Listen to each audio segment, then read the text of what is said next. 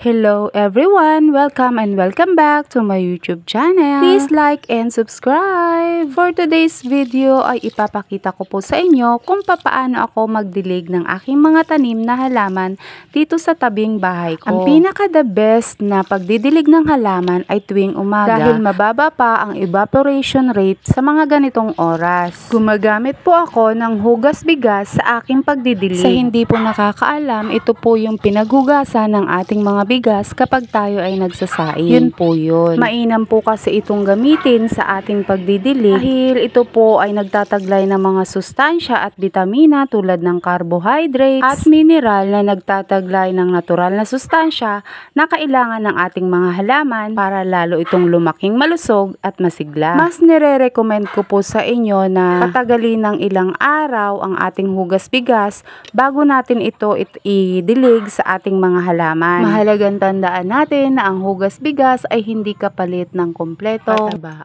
Gamitin lamang natin ito bilang karagdagang pampataba sa ating halaman. Maraming salamat, maligayang pagtatanim everyone!